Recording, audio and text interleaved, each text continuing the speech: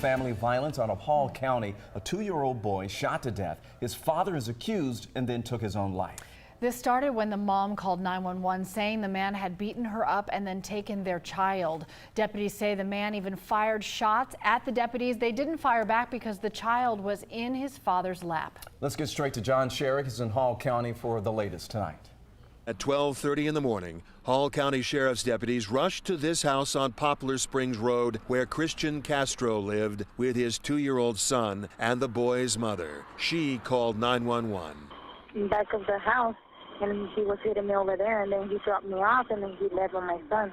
When deputies arrived, they saw Castro pulling into the driveway next door. Other members of his family rent a home here near the property owner's house. The sheriff says Castro fired several shots at the deputies, but then they saw the 2-year-old boy on Castro's lap, so they did not return fire. They surrounded the property, Castro driving around this pasture. The sheriff says in a recorded statement that for 3 hours, negotiators tried to reach Castro to talk him into surrendering peacefully. Unfortunately, the perpetrator did not allow this to happen, as he made the decision to take the life of his own son before taking his own. Investigators traced in orange the outline on this secluded road where Castro parked and, they say, killed his son and then himself. This afternoon, family members gathered nearby, trying to console each other, unable to understand. Sheriff Couch wanting everyone in abusive relationships to know they can get help. There is hope for those who find themselves in domestic violence relationships to help them safely escape the situation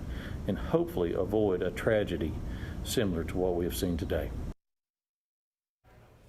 There are resources out there for families dealing with domestic violence, and so many people do. You can call Georgia's domestic violence hotline. The number is 1-800-33-HAVEN, HEVEN.